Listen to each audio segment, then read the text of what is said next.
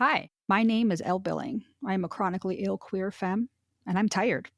I'm here this episode and every episode to dig at the roots of our collective fatigue, explore ways to direct our care in compassionate and sustainable ways, and harness creative expression to heal ourselves and our world.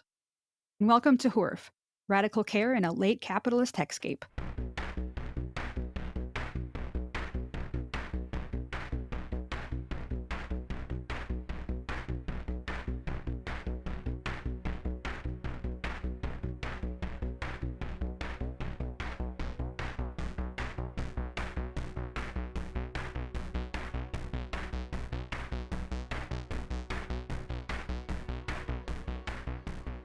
Curly Dacs is a deeply passionate artist with only a little bit of chill.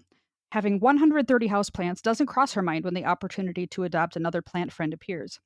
Curly lives by the motto, nothing is too small to find joy in, so you can catch her cheering on her plants whenever new leaves are sprouting in her personal or studio plant collections.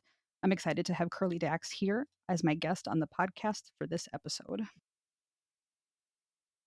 Hi, welcome to Horf. How are you today?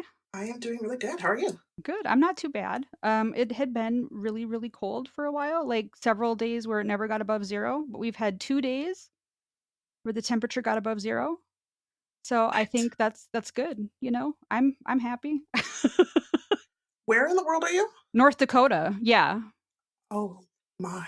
Yeah.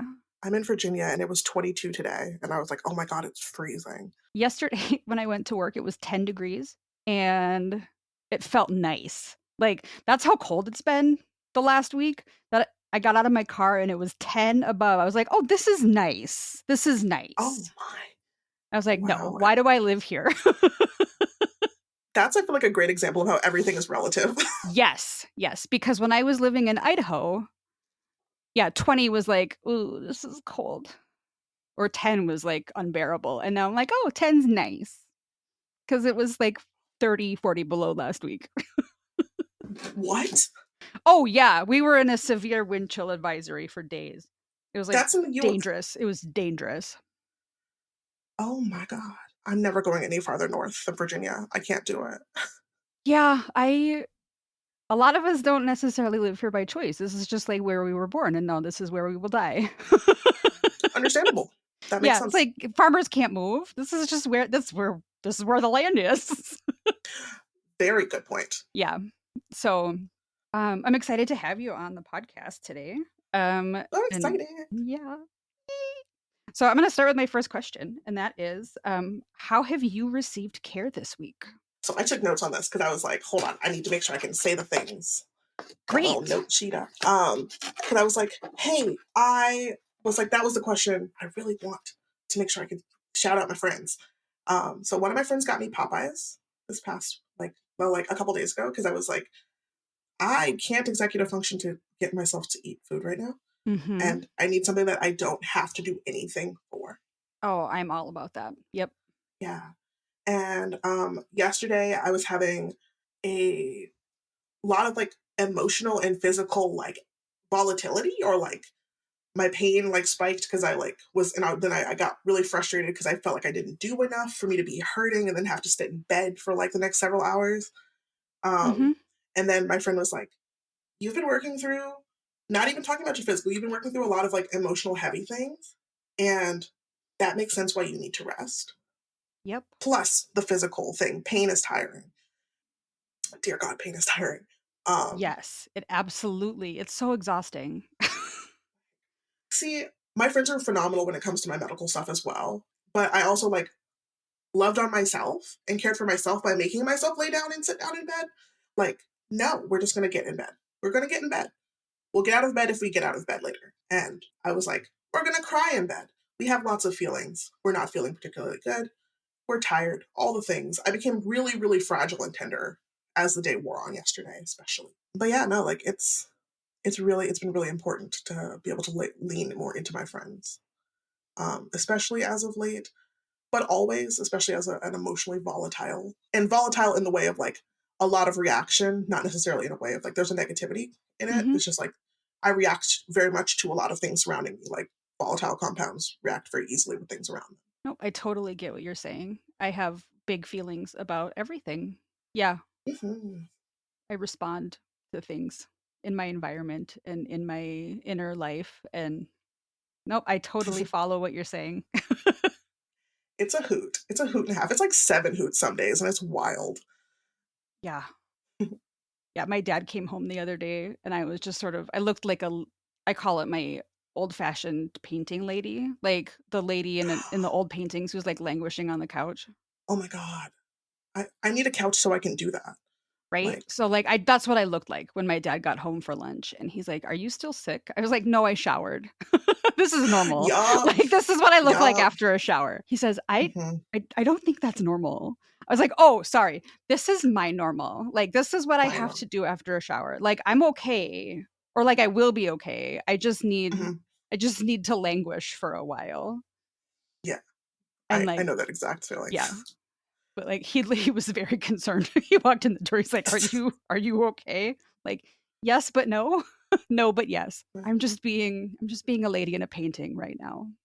This is expected. That's something I've had to, like, think about a lot more, especially thinking about, like, my health and, like, reactions, mental and physical, like, my inner dialogue is external a lot of times now because of the fact that I'm like, "Apparently, you're going through a lot. This is fucking hard."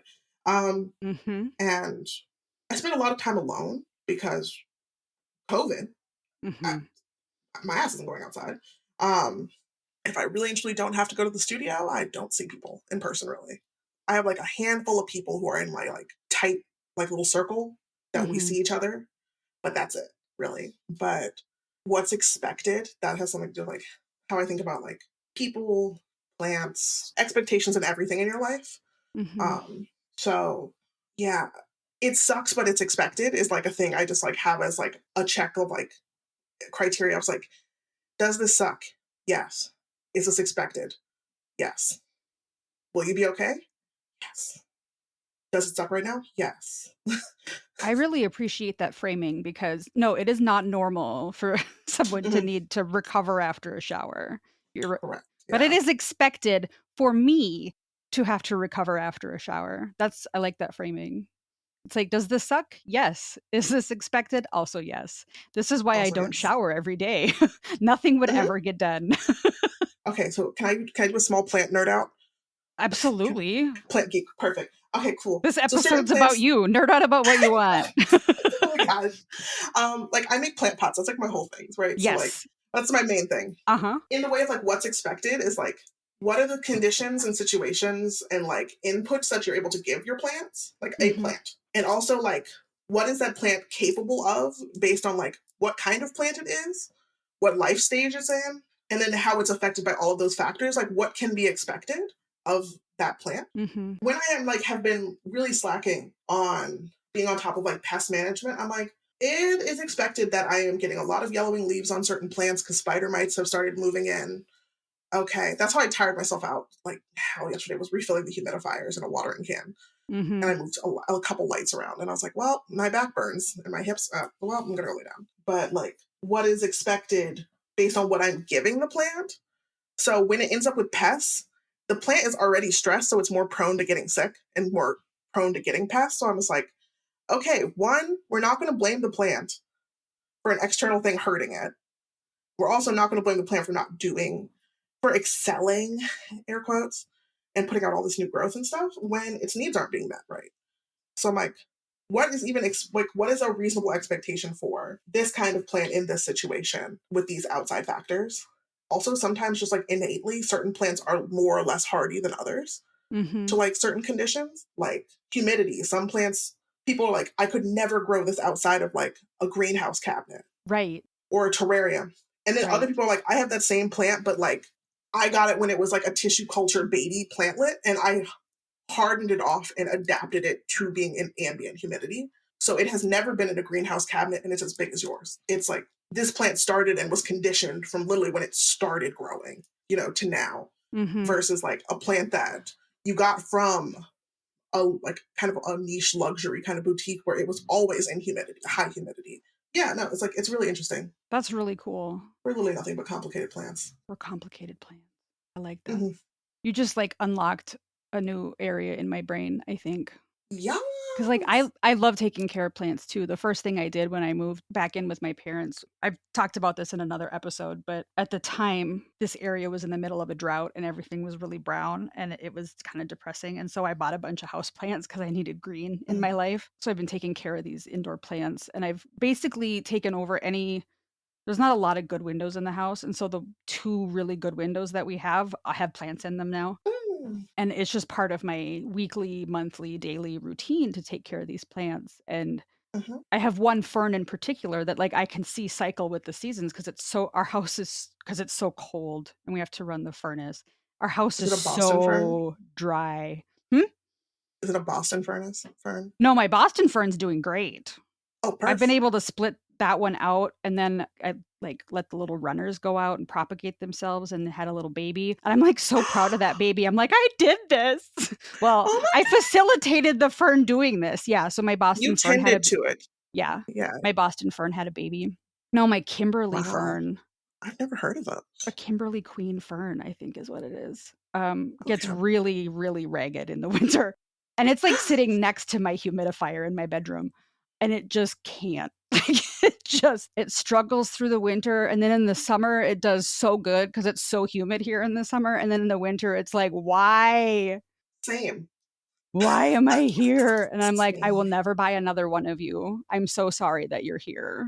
Like, it's like I apologize to this plant all winter long. I'm like, "I'm so sorry. I am trying my best. You are trying your best. I'm so sorry." I was like, "I'm sad too." Exactly. I feel that in my soul. Yeah, it's like, "I am also this fern. I have alligator skin and eczema, and my sinuses hurt, and I am sad."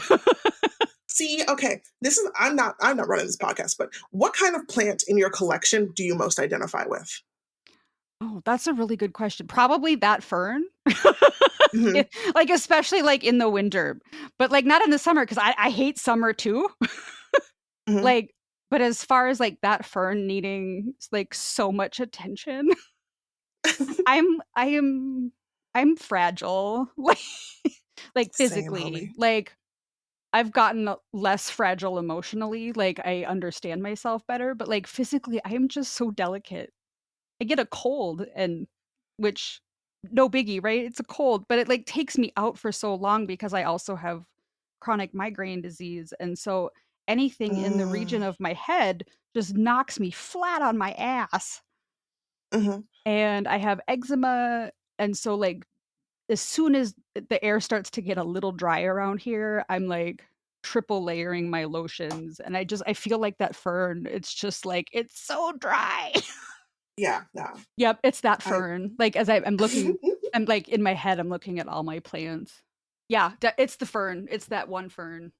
It's just looking a little scraggly right now, but it's trying so hard. It's really, really putting up a good effort.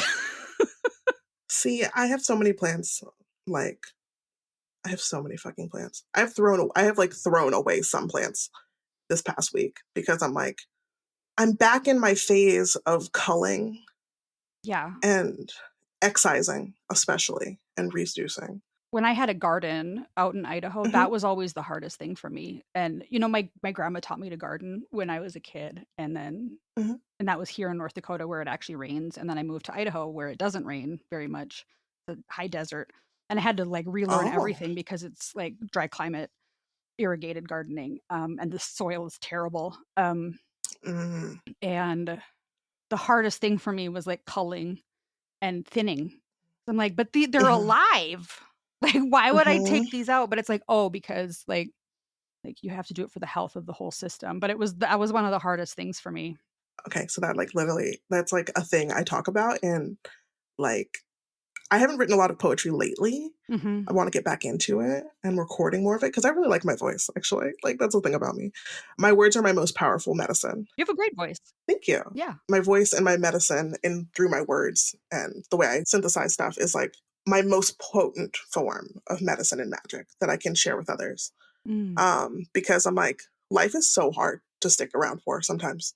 And I'm just like, I want people to know that they're not alone in that Mhm. awful hardness because, like, I have been saved by the kindness of strangers, by my friends, by institutions, buy psych wards. Like, it's so important to share any grappling hooks that you find with others.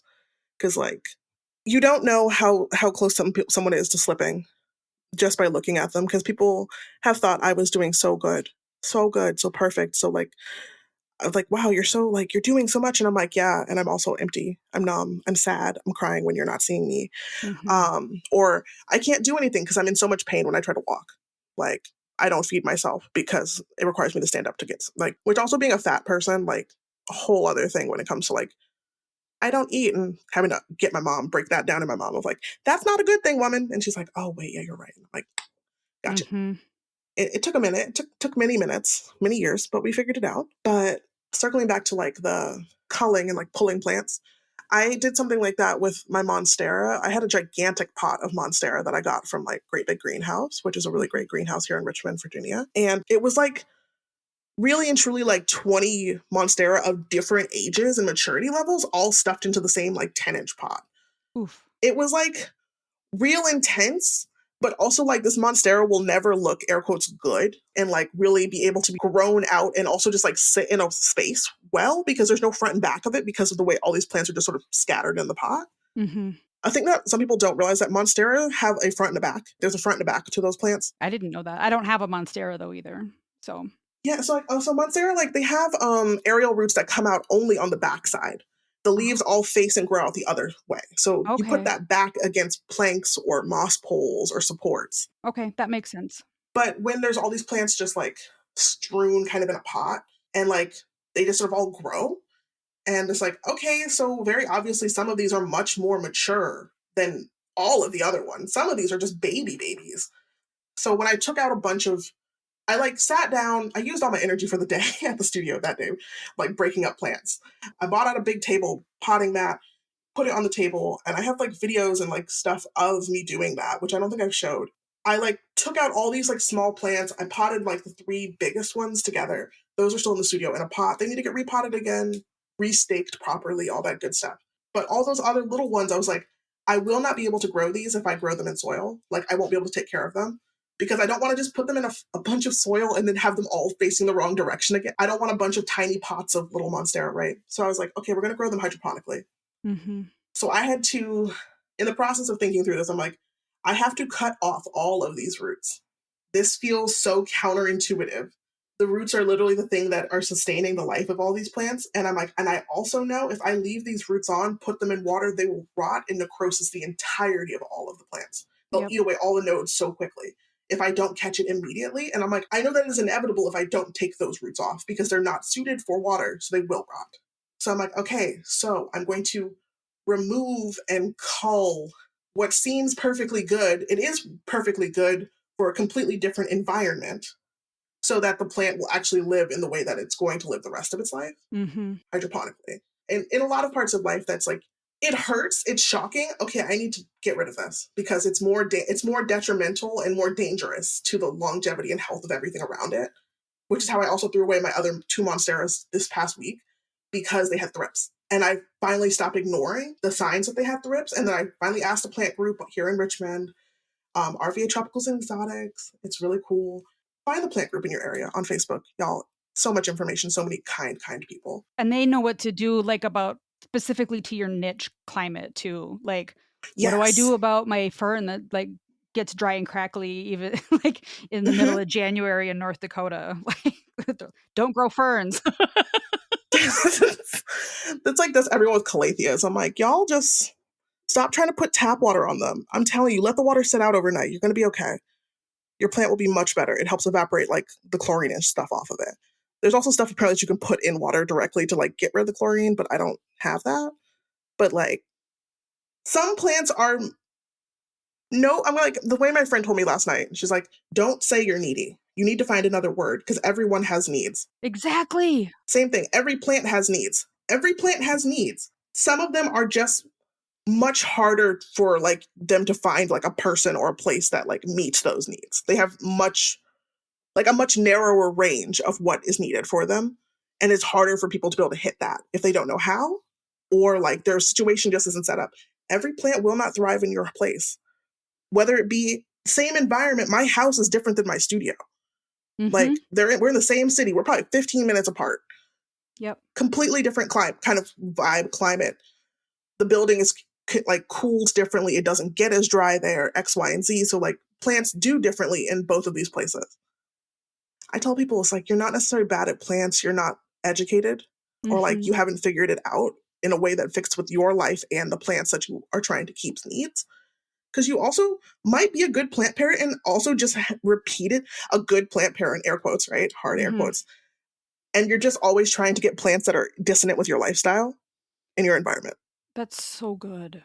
Like I love that because I'm doing this neurodivergent thing that I do because it's like the cognitive empathy where like I'm going to relate to you by telling a similar story. Cool. Get lit. So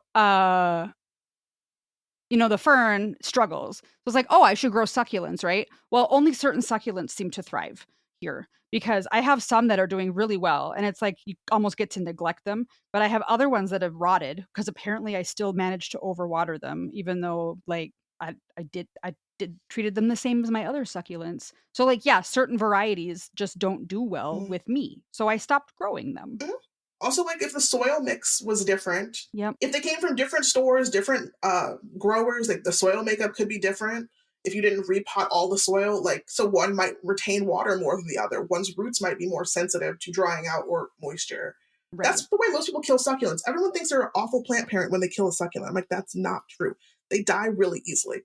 Like they get stretched Yeah. out. They're not a good starter plant. They're not. Everyone says that, like, oh my god, I even killed a succulent. I killed a cactus. So I sell plant pots at markets, especially in person, all the time. Mm-hmm. This year in 2024, I'm going to try to reduce that maybe to 2 to 3 markets a month maximum, and gravitate more of my stuff ready to ship, hopefully online, because I don't have the energy to be going out in public, and also my health is too fragile Mm-hmm. to be repeatedly risking COVID. I Oh, can't no do it. kidding. Yeah. So like, and also like I have to sit there and I'm like, okay, so I am also black, I am fat, I am seen as a woman, I am non-binary, but I'm seen as a woman, right? Mhm. So these things automatically increase the difficulty and danger for me in the healthcare system. So I'm like, I have to be even more careful. It's like, okay, COVID will fuck you up in so many ways, which some people do not want to admit. Mhm. Look up actual long COVID research. And also, if you really and truly want to put a face to long COVID, go on X, which is what Twitter is now called, and look up like hashtag like living with long COVID or Oh, it's living with awful. LC. Yeah. So like it's so dangerous. So like I'm gravitating away from doing in-person markets, but a thing people tell me at my tables all the time is I have a black thumb. I even killed a succulent. And then I'm like, or I killed an air plant. When it comes to an air plant, I'm like, it dried up. And they're like, no. And I was like, oh, the bottom of it got mushy and rotted and molded. And then they're like, yes. And I'm like, the thing is, there's one of two ways to kill those plants, almost always.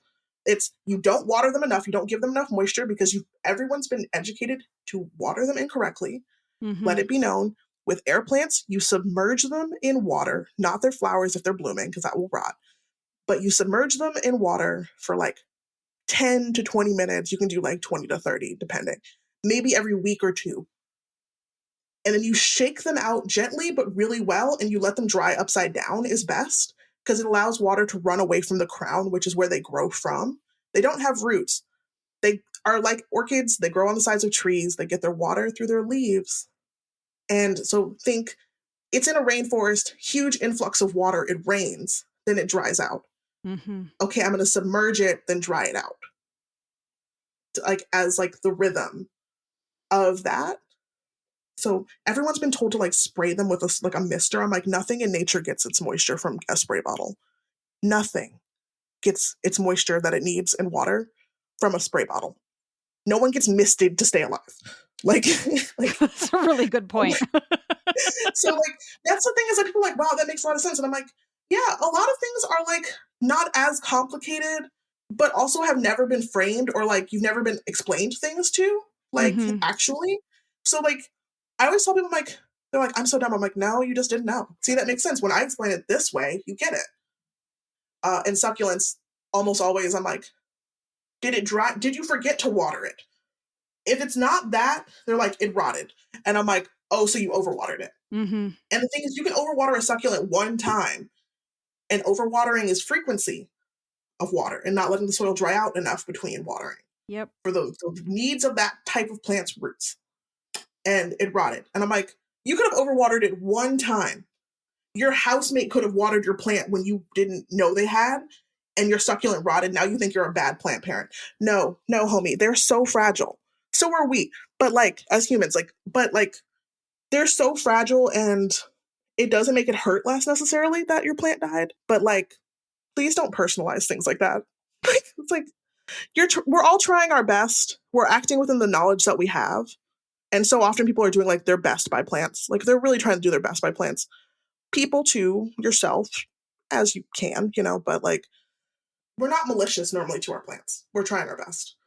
And okay, here's the thing I say that some people like don't. I always feel nervous about saying to some people, but I'm like, you can try your best, and sometimes your best isn't good enough for whatever you're trying for. And that is just like, did you meet the qualification like for like whatever the rubric is?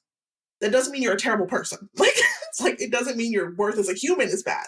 Right. Okay, I failed at this thing. Yes, categorically I did. Okay, cool. I failed to keep this plant alive in my care. Cool. That doesn't say anything about me as a person. That is something that took me a long time to Mhm. internalize. It's like you can be bad at a thing and not be a bad person.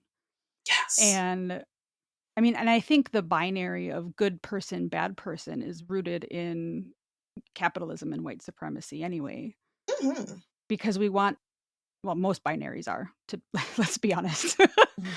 We want everything to fit in a neat category because then it's easier to dismiss people and write them Mm. off and get rid of them. But, having grown up as like with a lot of pressure to perform and things and as a recovering people pleaser and a recovering perfectionist, being able to say it's okay to be bad at something. It's okay Mhm. to be learning. It's okay to have something fail miserably. Mhm. That's how we learn. And I was a teacher for over a dozen years, and I told kids, you all the time, you learn better from the mistakes you make than you do from getting it right the first time. And I Mhm. truly believe that as an educator, but like I couldn't apply it to myself. It was Mm. like, oh, the rules apply to everybody except me. Like I have to be Oh no. perfect. Like, no, no, I don't. No, I don't. Like I can kill a succulent and like still be okay. You can kill a plant. You can kill all the plants you've ever had, and you're still worthy of love. You're not a bad person. Yeah. Like everything you touch doesn't die. You have yet to find a plant that jives with your lifestyle. And truthfully, plants might not jive with your lifestyle. The way, like, that's okay. Like, you're not a bad person because plants don't work with your lifestyle. Yeah. Like, it also, I think it's interesting because of where we put our value, like where we put our own personal, like, value judgment of, like, oh, people who are really good at plants. So when I'm bad at plants, I judge myself super harshly because I have idealized and lifted other people's skills up and I admire them. Mm-hmm. And it's like, both and I'm in DBT. I have borderline personality disorder, which is an emotional regulation disorder. Dear fucking God. It's not dissociative identity disorder. I have this whole thing of like, it's an emotional regulation disorder primarily. Yeah. Like, and both and is one of the big principles in DBT. It's like multiple things can be true at the same time and multiple Mm-hmm. contradictory things can be true at the same time. Like, I could be upset about something and also sad. Or I'm like, I'm glad that happened, but also still really sad. Right. Yeah.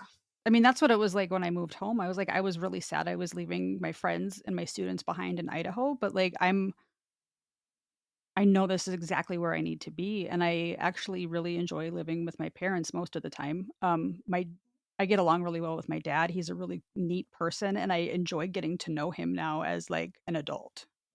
Hmm. And my mom asks me regularly. She's like, Are you sad you left Idaho?" And I was like, "Yes, and Hmm. like I'm glad I'm here." Yeah, like Hmm. multiple things can be true at the same time. Hmm. And you were talking about we pedestalize people who are like really good at a thing that we enjoy doing. It just reminded me my grandma was like a really good gardener, and she always shared her produce with us, and like every time I eat the first tomato of the season, it is just this huge sense memory, right? The smell, the taste.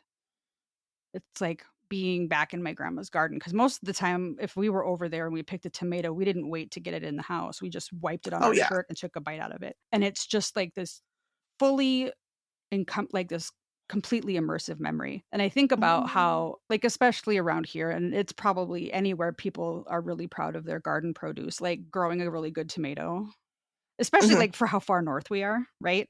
Is like a big Oh, yeah. deal. And then I think everybody here is technically bad at growing tomatoes because tomatoes are a tropical perennial, right? And we grow them as annuals. So We're trying. really, like it's all perspective. It's all framing, right? Like, yeah, Mhm. tomatoes are great. And like, how impressive is it that we can actually get them to fruit in North Dakota? But at the same Mhm. time, we are unnecessarily killing millions of tomato plants every season because they can't Mhm. overwinter Mm. because they're tropical perennials. I'm like, I was like, greenhouse question mark? Like Right. But that's like, we don't grow, I mean, yes, people do grow them in greenhouses, but we don't. Like, we just put them in our yeah. garden. Mhm. And then when it frosts, they're dead. You pull them out, you grow them again the next year. But like, Mhm.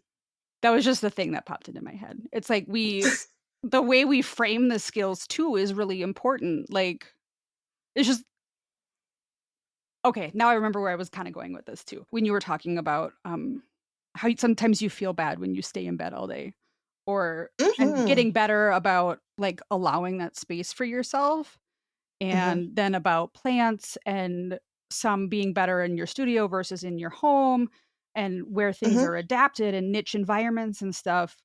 My goddaughter has CP and uses a wheelchair, Mhm. and for most of her childhood got really really annoyed, and still does. She's in high school now, but with people telling her to hurry up.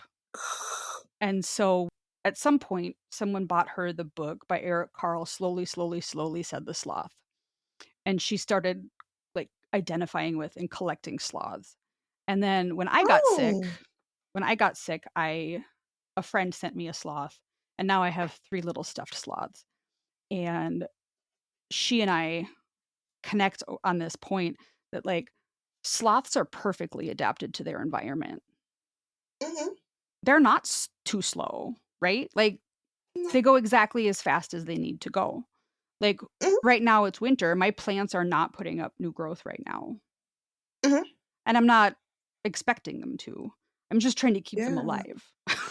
Maintenance. Maintaining Maintenance. is Yeah. also important. Like 2023 was a year of maintenance for me. Like the whole year is a year of maintenance. Holy shit, yes. I stayed alive. I stayed alive. I gained some coping skills, so it made it easier to bear through the rest of the year. Yeah. Cool. I We made it. like the year my word for 2023, someone like asked that question or something at the end of the year and was like, what was your word for 2023 and what's your word for 2024? Mine for 2023 was maintenance, like Mhm. maintain. And 2024 is jump. Ooh.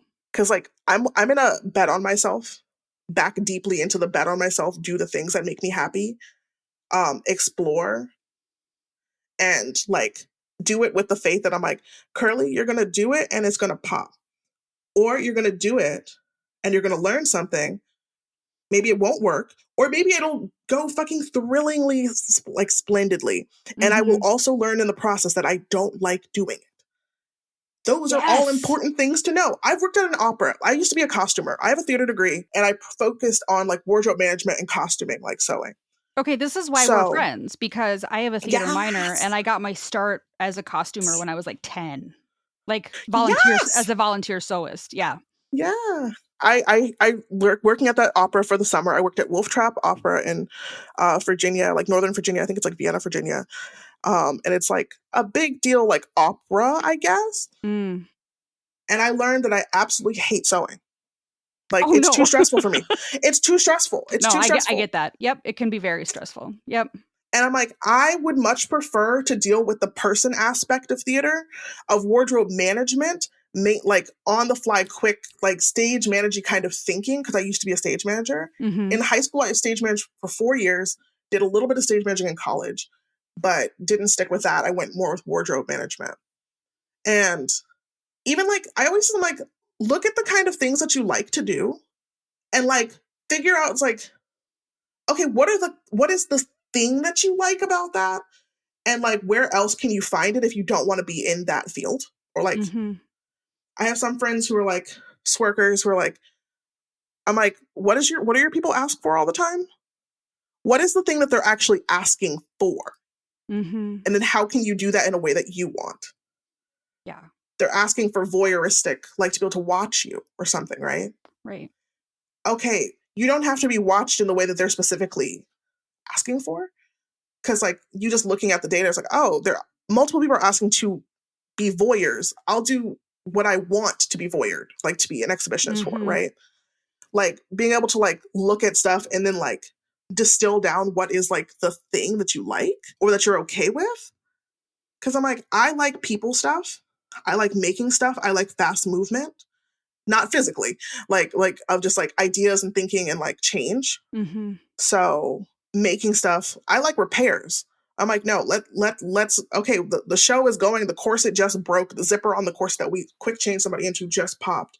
Okay, I need X, Y, and Z people to do this while I go into the stock room and find a ladder to go start looking for corsets that will fit this person. Because we need a black corset for this thing, like for this moment that we can get this person into right now. Yep. So like figuring out like the things that you like to do and what you learn from experiences. Like you don't have to like everything. You don't have to be good at everything. You're not going to be. Like it's like not even just have to be. You will not. Accept that you're not going to be good at everything and things get slightly easier to swallow when you start failing. It's like that's so true. Yeah. It's not that I'm not failing at being perfect. It is impossible. I'm never going to be perfect. This is expected, right? This is expected. I'm going to fail at stuff. Back around to the what is expected. Yep. Yes. Like, oh, that's so good. When it is expected, okay. Does this suck? Yep. Was it expected? Yep. Yep. Can I move on? Like, I sure can. Sure can. It's like, you know what the world isn't doing? Ending. Like, I say this to people, and it's like, I felt like this before and I've survived it. As my way of like, I'm like gonna do a whole line of stickers, I think, for Griot Goods with like some of my sayings and stuff that I say, like, because I write a lot of poetry. I'm like, we're gonna make drawings and stuff. But in like, I'm still gonna hire my little illustrator, human. Her name's Stacy. She's lovely. But I also want to draw more of the things. I'm like, the reason why y'all like me is because I don't aim for perfection. Like, I don't aim for perfection in the things I show people. Because I focus a lot on the human body. Yep. And humans, we are not perfect. Inherently and innately, in utero, our bodies develop asymmetrically. Okay, cool. There's no reason for me to sculpt everything with the symmetry tool on because bodies are not perfectly symmetrical. It's like, oh, this person's hip in this model is like higher than the other one. I'm like, yeah. I will also tell people at tables, I'm like, oh yeah, no, one of my hips, like I look at myself in a silhouette, like a shadow, and I'm like, oh yeah, no, this hip is different than that hip. Cool. It's like when things are expected and you're like, and you look at them with like oh, that's cool. I learned a thing versus there's something wrong. The world feels real different, especially when you start looking at your body. Oh, that's interesting. My nose is crooked. I didn't know that before. It leans off to the right. Huh. Has it been like that all the time? Okay, cool. On to the next thing. Or this breast is larger than that breast. Or like my hips are different. Things feel really different when you like look at them with an eye of observation instead of judgment. Like that's how I look at bodies and people, especially now. With that wonder and curiosity. Wonder and curiosity and no judgment. Yep, no judgment. Because like I always am nervous to tell people, I'm like, I'm looking at people's bodies all the time. And I'm like, it's in a way of like curiosity. I'm like, oh, look at the different features of this person. Okay, cool. I mean, the planters that you've made, I have 2 of them that you collabed with Catone on. I have the Frankie and the Fanny planters. Fanny, yeah. The care and attention that you put into like the butt dimples. I mean, I didn't sculpt those models. I will say that. Okay. I did not sculpt those. So those were those ones that those are like actually her candles. Those are like from her candles. Okay. Yeah. So I do the adaptation from candle to functional planter. Okay. Yeah. So I'm gonna have to get one of your original designs then too. Oh, absolutely. But even like the ones I've seen on Instagram, like there's a lot of attention paid to like the details of the body, and they're beautiful. They're absolutely gorgeous. Thank you. Yeah, it's like it's really important that like when you look at the world as like less of a scarcity competition thing, which is the antithesis of capitalism, to like not feed into that. It's like, wow, people, like, as a small business owner, people want to buy Catone's candles and their planters and my planters. Cool. There's enough interest for all of us to go around, and we're also all doing everything with our own little flair, like our own difference. So I'm just like, when you're able to get to the point where you like don't see people as competition for existing, which is hard because capitalism makes everything a competition. It does. But when you're able to get to the point where you're like not thinking of it that way necessarily, it's like really interesting, if that makes sense. Like, yeah, because there's enough space for all of us. There's enough space for all of us. It's like, oh wait, what? Wait, everything? Hold on. They can be doing their thing. And then also it's like, okay, cool. I can help Catone and I work for Catone for those projects. And it's not taking anything away from Griot Goods. It's not taking anything away from Curly. It actually enriches me like a lot, like being able to be affirmed and like see that I'm like, oh wow, like people appreciate this kind of feature I put into it, or feature this. I'm like, cool. Different people are seeing my stuff that wouldn't have, because like Catone is like amazing. Her candles are great. I have a bunch of them. Same. And like they smell really good, and they like really like they like have a really good scent throw. Get Catone's candles. They're a fat black femme human in the West? Question mark? Wisconsin, Milwaukee, Wisconsin. Midwest. Yeah, like like the west of you, west of me on the coast. I'm like, everything is west of me. Yeah. But yeah, so like it's interesting. It's an interesting whole like little thing of like being able to see other people do well and not take it as a threat. Because there is enough for us to all eat. Like the way that really is able to play out and like actually manifest and like show up is like when you stop trying to take from other people so you can have your, it's like we both can do the thing. Yep. We both can do the thing. I'm like, I've been doing great, and there's another business that makes plant pots. It's called Rooted Pots. They're like make the most beautiful faces and heads, like planters. And I like remember getting super self-conscious about that when I first saw them, and I was like, oh my God, I messaged them. I was like, I really love your work, your detail. I'm like, I really admire this. I'm like, I hope to like be like this one day in the future. Homie is like, oh yeah, he's worked for Disney. He's been 3D modeling and 3D printing for 15 years, like 3D modeling and animation and stuff. So like, he asked me, like, how long have you been doing it? And I was like, a year and a half. And I'm like, Curly, you're really over here about to whole shame spiral and be self-deprecating to yourself, comparing your work to someone who has been doing it literally 10 times longer than you in places with budgets you can't imagine. Yeah. With access to tools and education that you have no idea. It's like, okay, pause, pivot. This is a whole possibility model. Like, this is the whole possibility of what is capable in time. I'm like, cool, this is where I'm at now. I wonder where I'll be in X amount of time. This is cool. It's fun. Yeah. A lot of things are about framing and point of view, which is a thing I'm thinking a lot more about now. It's like, yeah. And you've offered some really great reframes. I mean, just in the last, 45 minutes of conversation. I really appreciate that.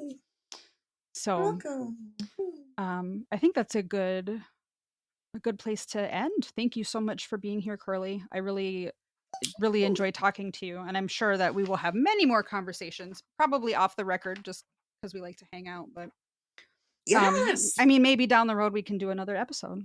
Thanks for being here. Oh, that'd be so fun. Yeah. Oh my gosh. Wait, can I say one more thing? Yeah, totally. You are exactly where you need to be, and you're doing your best, and that is enough. Living is hard. I'm proud of you for doing it. Now go drink some water. Thanks. Yes, go hydrate. Hydrate.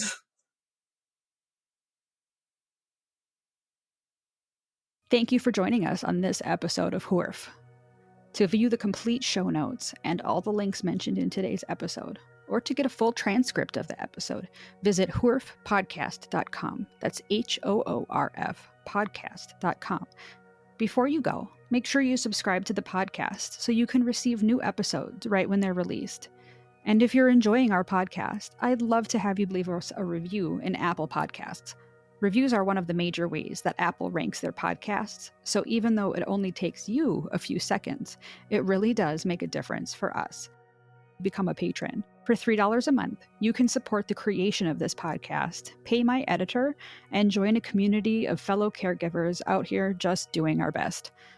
Thank you again for joining me, Elle Billing, in this episode of Hoof. Until next time, be excellent to each other.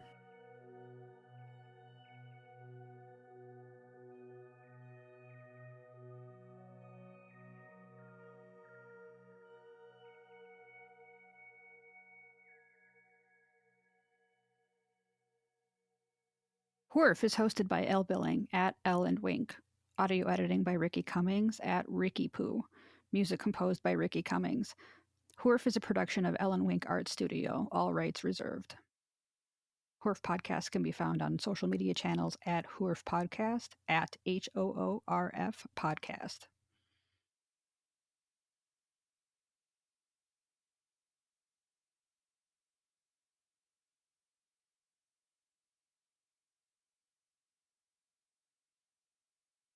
Can I do a small plant nerd out?